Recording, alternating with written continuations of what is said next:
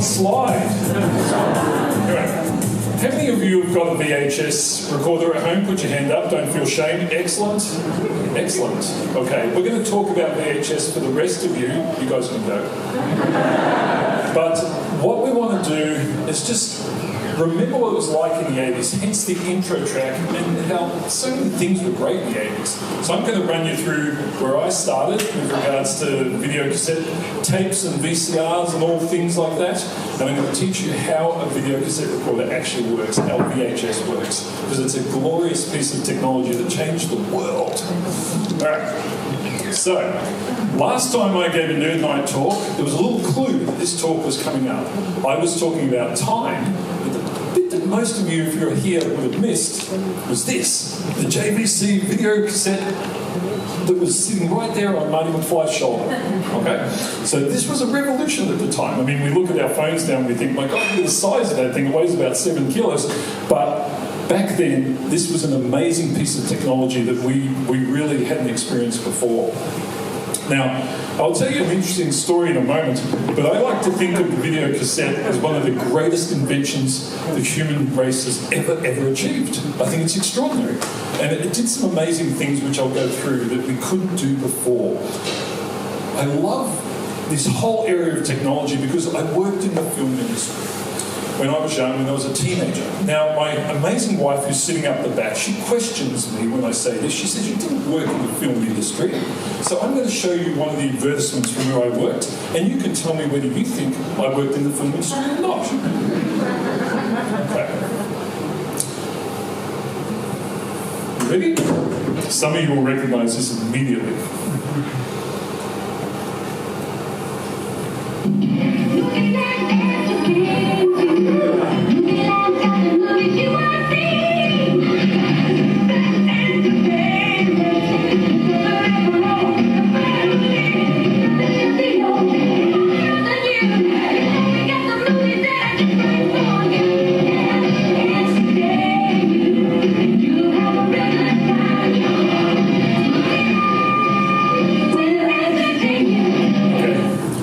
See about a third of you.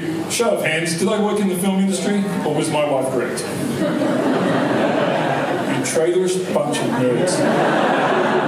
Unbelievable. There were so many great things about working in the film industry though. Sorry, the video library. And it was a library, it wasn't a store. So if you anyone called it a store, it was a library, the video library. But I worked there for most of my teenage years and it put me through my PhD.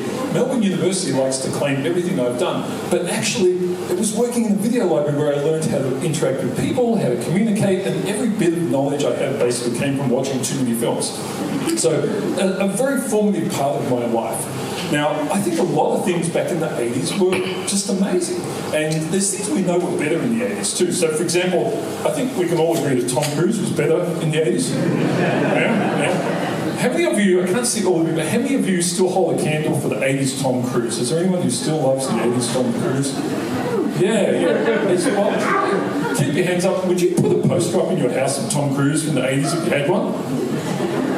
No? Is there anyone in the room who would put a poster up of Tom Cruise in the house? Would you do that? You would put a poster up of Tom Cruise? Oh, okay. Ebony, bring out the item.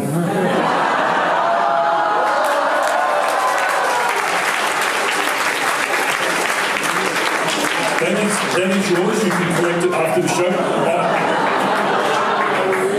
I stole that from the Movieland Video Library in Footscray in 1988. All right. So, a lot of great things back then. But if we go back a little bit further, we had a problem. In the late 60s, you were told what to watch and when you could watch it. You couldn't record anything. There was no streaming.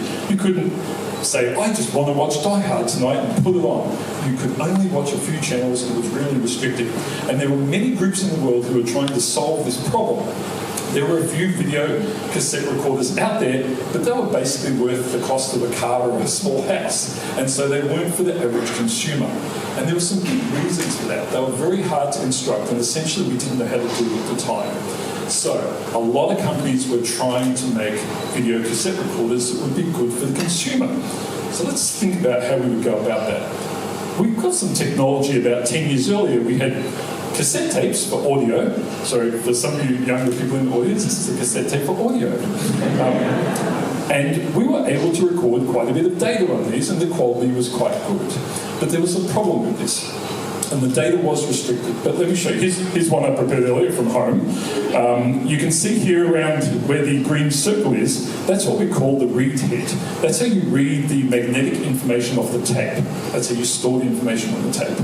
And the problem we have with these things is that they don't go very fast, okay? So here's one in operation. See, it's turning around, and that tape travels at about 4.76 centimeters per second. Now, why don't we just add video? Can't we just add video to these tapes and get ourselves a nice video signal going? Well, let's do some maths for a moment and see whether or not that's possible. So it'll be gentle, don't worry. First of all, audio tape speed, we just had 4.76. Video needs about somewhere between 30 and 50 times that data. That means that little tape has to travel at 1.5 meters per second past the head to give us a video signal. Now, just do that in your head and think about how fast that goes. The whole thing would just fail. You can't make consumer products that fail really quickly. Actually, hang on. Hang on. What's that word? Enshittification. We didn't have that back in the 70s, right? The stuff just lasted. But we needed this guy, okay? This is essentially the father of television in Japan. He came out with the first ever transmission to a cathode ray tube of this symbol, the first letter in the Japanese alphabet. He essentially started television in many regards. And he actually was working for a company that you would know now. It was essentially JVC. Right? And JVC had this idea that they would no longer work with any other companies, but they would create their own video cassette recorder. So they asked Kenjiro, the father of television, to start producing a plan to make a video cassette recorder, to make VHS. Okay, so this was in 1971. This is a great year. It's the year I was born. It was the year that they started thinking about this in a serious way. And they did it by coming up with something that they called the development matrix for VHS. Or as I like to call it. Anybody? Yeah, you see it. This was a list of 12 requirements that a video cassette recorder would have to meet to be viable in the commercial space. They also thought about the social implications of what this would do, which I think is interesting. We don't do that anymore. But back there in 1971, JVC was thinking about, holy shit, this is going to start up this information society. What's going to go on if people can suddenly video things? And it was a good thought. But they came up with this idea. A couple of years later, JVC decided, due to a downturn in the marketplace, that they were going to cancel the entire project. But that team kept working in secret, and they developed the VHS video recorder in secret. Okay? All right. So, what does it look like? How does it work? So, in this little box here, this amazing box. Sorry, have you ever held one of these? Who hasn't held one? You've held one? Holy shit. Right, just hold that, and just hold it up to your ear. What can you hear? You can hear the 80s? Yes. This amazing little device is more complicated than we often give credit for. What we needed to do is we needed to record essentially 3 bits of data. The first was the audio track down the bottom. So this was much like on the audio tapes we saw. Just a single line, nice and easy to read as the tape goes past a head. On the top, we needed to record a timing track. This allows you to connect the audio to the video signal so they go in sync, because no one likes it when they're out of sync. Right? But then the middle part of the tape, that's the big part in blue, this is where it gets fancy. You couldn't just record a straight line of data because you wouldn't get enough. So we had to find a way to squash more data onto a videotape. And the way they did this was they put lines of data at an angle. Right? So it squashed a whole lot of data in on the videotape. Now that sounds great, right? Lines at an angle. How the bloody hell do you read that? Right? This is where JVC and other companies were brilliant. They decided, well, we can't move this tape past the head very fast. So what if instead we rip the tape out of this box and wrap it around a head and move the head past the tape. Like, of course, that's exactly what you would do. And so they designed something that could read these lines at an angle very, very rapidly. And that way you could get all the frames of television coming through very quickly, and it would be just like a broadcast television set. This is the guts of every VCR. It's the head system. And what you can see down the very bottom here, if you can see it, is this little rectangle. That's the part that reads the tape. This head spins, and it spins on an angle to the tape, and every time it spins, it goes past one of these lines and reads the information. It's quite phenomenal. Okay, so let's have a look at what that actually looks like in reality. Here's a video cassette recorder that I hoarded earlier. My wife just tells that she says I'm a hoarder because I have technology from 1985. Come on, we all have that, don't we? All right, so let's pop a tape in. In it goes. Yes, this is what it looks like inside. Now, on the left-hand side, this is the erase head. So if you want to record something, you have to run the tape past that first. We don't need to do that here. On the right-hand side is the head that reads the audio. That's the easy part. And the timing section. That's also easy. That amazing circular head is in the middle. If I show you another angle, you'll see that it is weirdly positioned at a slight angle so that it can read those angled lines. Okay? So let's see what it looks like in operation when we put the tape in. Because one of the interesting things is we have to pull the tape out of the cassette into this complex array of little jigs and wrap it around the head. So if you've ever seen a picture of someone pulling a tape out and the tape didn't come with the cassette, that's why. It's complicated. Right? And so it's running past that circular head. That head is running at 1,500 revolutions per minute. It's very, very fast. And it's reading it as it goes.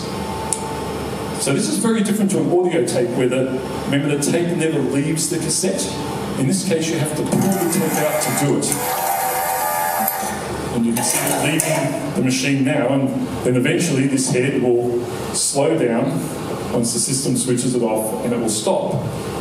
Wait for it. Wait for it. There you go. Right? That's how you read a video cassette. So it is a very complex piece of machinery, and you can imagine these things broke down a fair bit because there were so many gears and little parts to them. But it allowed us to read incredible amounts of video data in a very, very easy way in your home at a price that everyone around the world could afford. And there were literally hundreds of millions of these things sold. It was an incredibly powerful technology. This is the original one, the original JVC ads that went up in the UK. These things were big when they first came out. They weighed a lot. It was really hard to move them.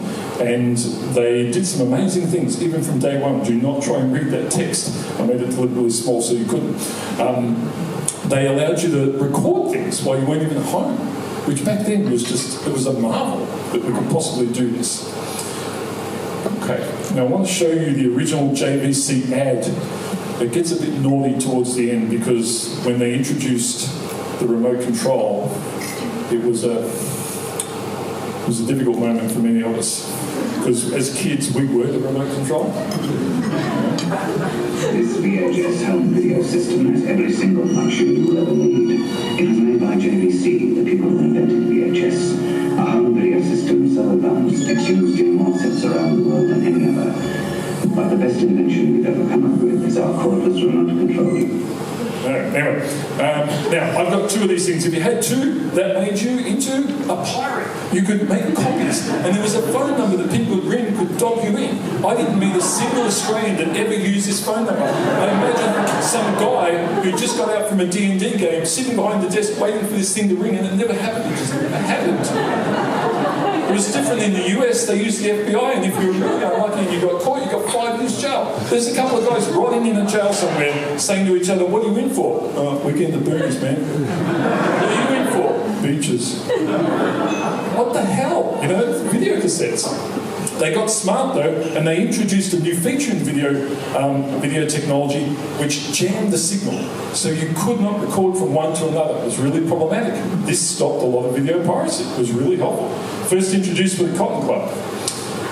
All right, now the VHS system though had some natural predators. Does anyone know what those predators were? They're small and they eat a lot of food and they cost a lot of money. Kids, they would shove things in that front hole. I don't know why, but they would shove things in. People would bring these things into me at the video library and they would say, Shane, can you fix my VCR? And that's where I need Ebony to help me out with this.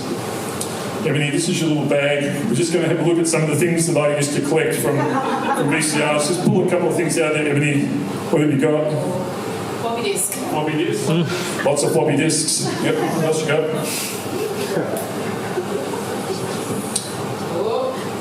Oh, a Nokia phone. Can you still play Snake on this? Yeah, absolutely. Yeah.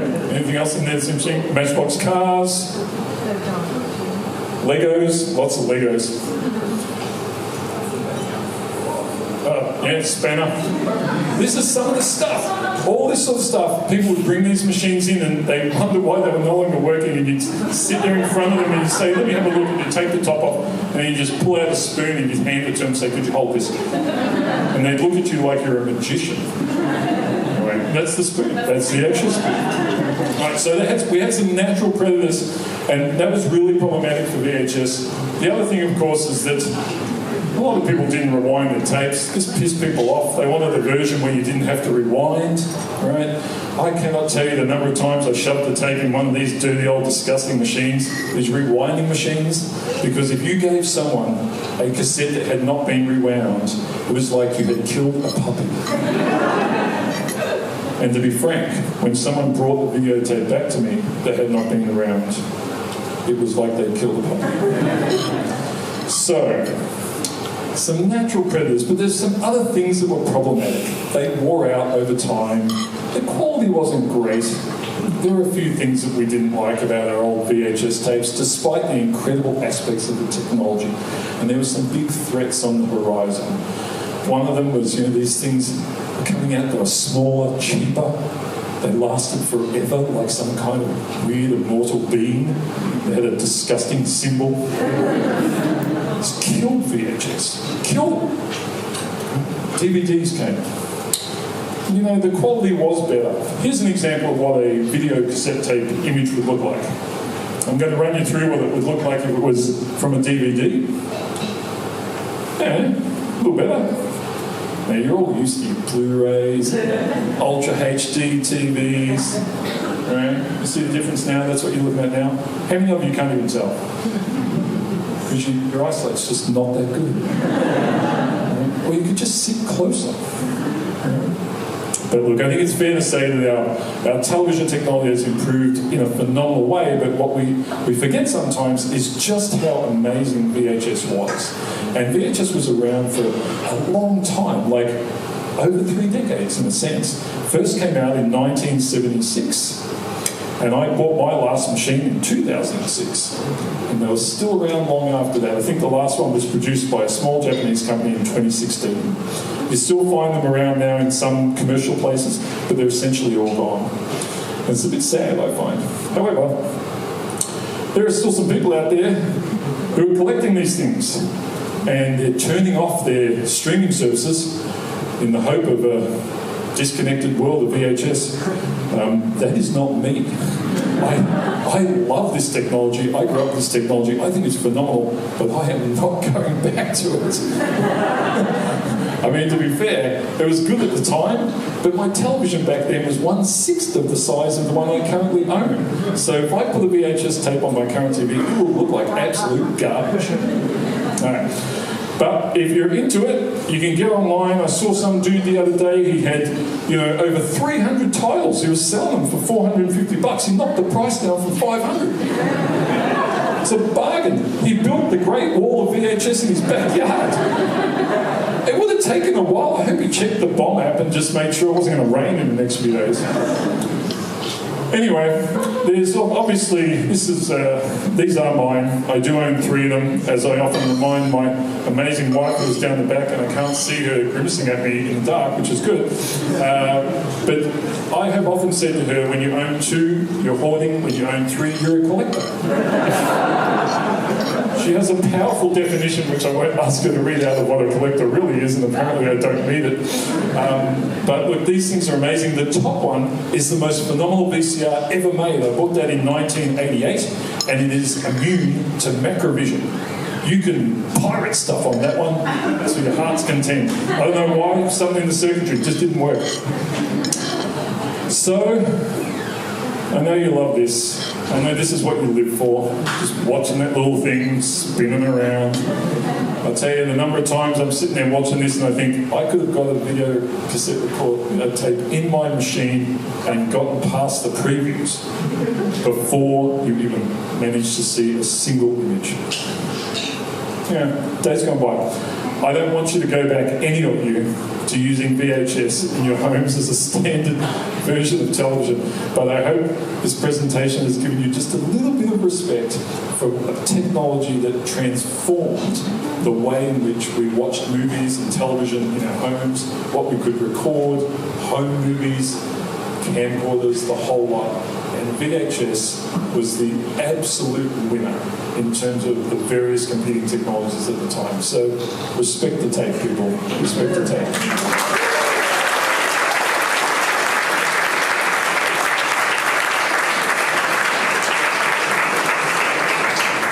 I gotta say, Shane, I'm disappointed we didn't all get those t-shirts printed. We would have looked so good together.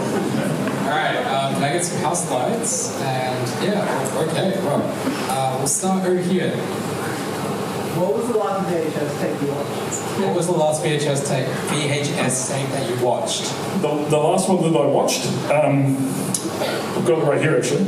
I'm going to use it one day to pay off my house. Yeah. Original Star Wars release back in the early 90s. It's worth about $3. It's been a while. You at the front here? The other story about the angle, is that something that was also used by competitive VHS? Yeah, look, I'm surprised it hasn't come up. I know the big elephant in the room is Betamax. You know, other companies did use it. In fact, the designers of the JVC VHS system saw the Betamax system that Sony was producing about 2 years, about 1974, about 2 years before they produced theirs. There is no doubt they were influenced. But there was a system called the Umatic system before all of them. And back then, Sony and JVC and many other companies all worked together. So they produced one system together. It was too expensive, too cumbersome, didn't work, and then they split off on different paths. And, you know, that big format war went on for many, many years, and there are many reasons why Betamax lost. But, you know, they all swore they'd never do it again.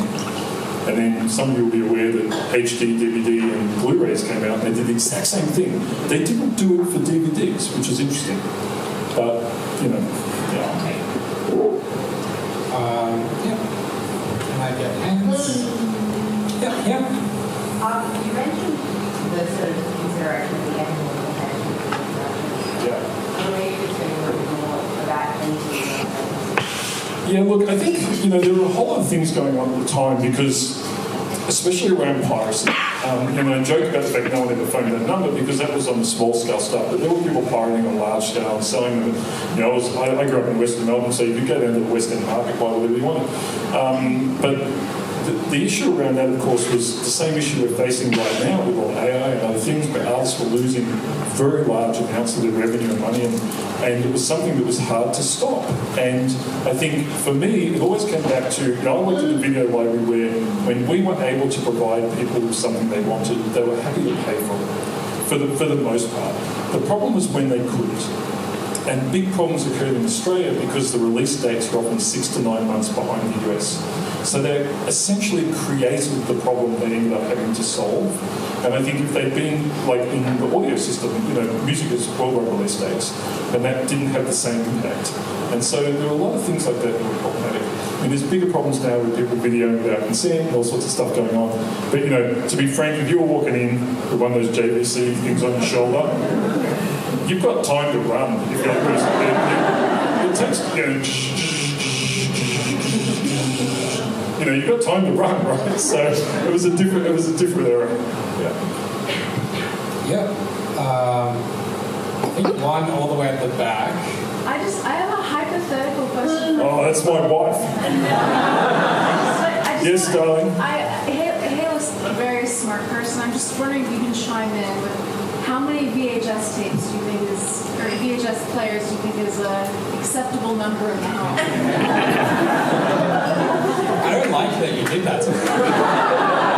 How many VHS players is acceptable? It depends if they do different things. The number is 3. The number might be 1.5. I think. It's like asking for half a hole. Just figure it out, guys. Thanks for the marriage counseling. I appreciate it. You're welcome. That's $500. Just trying to see. Did you? Yeah, Mitko? What's your favourite, quote-unquote, forgotten art form outside of VHS? Forgotten art form outside of VHS. Look, for me, I actually think, you know, things like Walkmans and that were amazing. Partly because, you know, we still do it to a degree, but if you, for those of you who are a little bit older in the audience, and you know you were sitting there waiting on the radio for that song to play so you could push record, and then some dipshit announcer spoke over the top of the first 10 seconds. But it was a glorious moment when you filled up that mixtape. You know, we used to give out mixtapes like we were giving out roses. You know, it had such credibility and there was so much to it. And I think for me, you know, things like Walkmans, portable devices where we put more thought into what we had. I love my Spotify on my phone, and you know, anything I can think of, I can listen to. But there was something about it. There was something tangible, and even I kept the sounds in those videos for you. The hand model wasn't me. The hand model putting the tapes in, you know, because there was something about those sounds that some of us remember, and there's something about that it's great. So anything that's mechanical, I think, I love.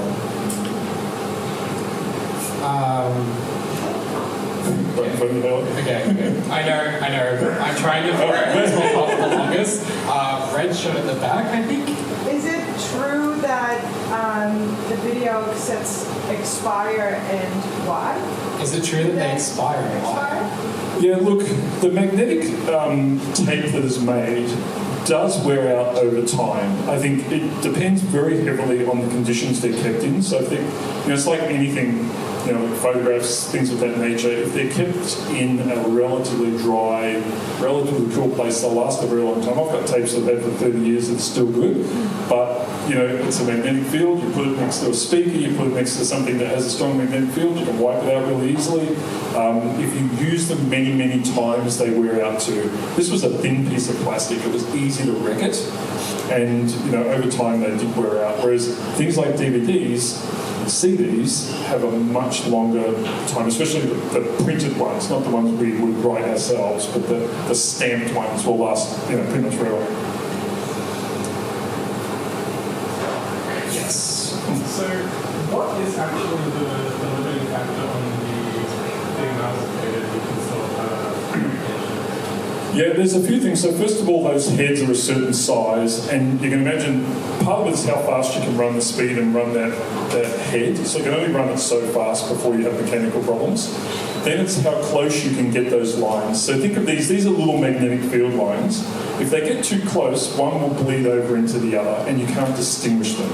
So VHS actually got to a very high level of data density towards the end of its run. So in fact, the videotape sitting right here is actually a Super VHS videotape. And these ones would give you 500 lines. The original VHS was 240 lines. Beta was 250. You may have heard people say, oh, Beta was better, like by 10 lines, who cares? But the Super VHS ones were 500 lines. Towards the end, right when it was dying, they managed to get 1,000 or 1,080 lines, which is what most of you watch as HD at home. So the technology got there eventually, but towards the end, most of the add-ons were things that were kind of fancy add-ons to the machine because you just couldn't push it any further. So, you had these little wands that could scan barcodes to record shows, and you had, perfect still frame, and you had things that we just take for granted now. But at the time, you couldn't do that. You couldn't pause and see what was on the screen. Just impossible to read. So they added all these little gimmicks. That was the only way they could compete with each other. So. First question, when you say lock-coding lines, is that per inch or? On the television. So total number of lines on the television. So And then my actual question, is what is the data? Like, what's the codec? What is the information? How they're recording it? Yeah. Look, it's a non-digital format for VHS, so it's analog. It's just peaks and troughs, and they code in color, they code in contrast, and they code in timing. It's actually pretty simple. There's not a lot of, it's not like the way you code in ones and zeros in a DVD or a Laserdisc were around a long time before that. And coding in ones and zeros is actually a pretty sophisticated way of doing television, but it's digital. It makes everything really easy because you don't have problems with. So, for example, if it's reading poorly, my color will be poor. Whereas on the digital system, if it's reading poorly, you don't get it at all. It's either on or it's off. So the VHS had these problems where they wore out. The quality would go down over time, which is the way that the encoding was working. All right, and last question at the front here. Yeah, I was kind of on the cassette talk earlier. I'm just curious, I might be a bit basic, but how come you were able to make mixtapes so much more accessible than while I was ripping DVDs? Yeah, so look, mixtapes were a bit different because I think what was happening there was people were, for example, recording stuff off the radio, right? If you recorded something off the television, people didn't really care.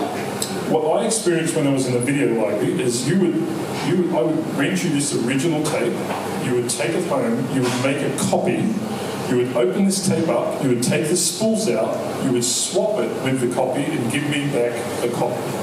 And every time you do that, the quality goes down. And they used to have this ad that would refer to an inferior pirated copy. Some of you may remember that. And it was because people were taking the originals out and sending back the copies. And there wasn't a lot we could do about it because we could never prove that it was that person. Right? So we don't watch them all when they come back to the video library. So we could never prove that. So it was like, what do you do? And so that was part of it. What was really problematic were when you'd find these centres where they had 50 or 100 video recorders and they were just churning out copy after copy after copy and selling them in markets on the street and so forth. And that was really, really problematic. So you recording something off your home television, it's exactly what the machines were designed for. You recording audio off the radio, exactly what they were designed for.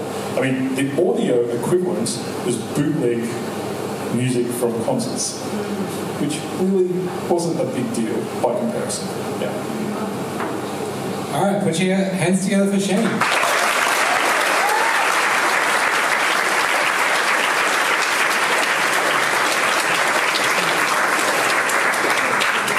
So, unfortunately, that is the end of our night, and it is the time that we say our goodbyes. For the newbies here, we have a little spiel at the end of every night. So we are 100% volunteer powered, and we'd like to thank all of our volunteers at the end of the night, including myself and Ebony. Put your hands together for me.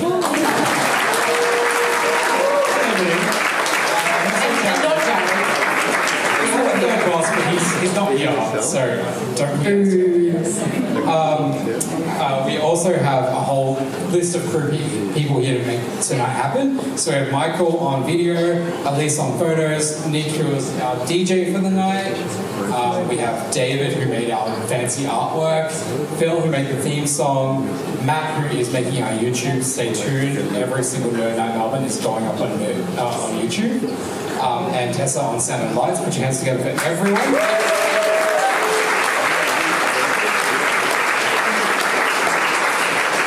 And also put your hands together for Where Are My Cells? Get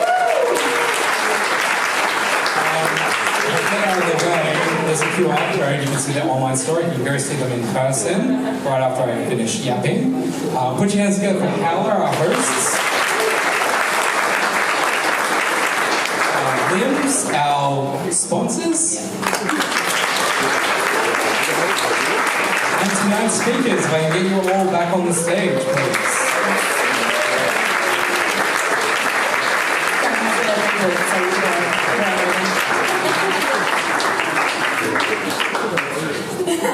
I'll continue. I'll buy her some time. Lastly, we need you to talk on this stage. We need nerds, we need nerdy concepts up on here. So if you know someone who is a nerd in something, or if you yourself are a nerd in something and you want to talk on this stage, please scan the QR code, email us, DM us, anything. It's pretty easy to find us online. We're everywhere. We want to hear from you, so please. And yeah, put your hands together for our speakers.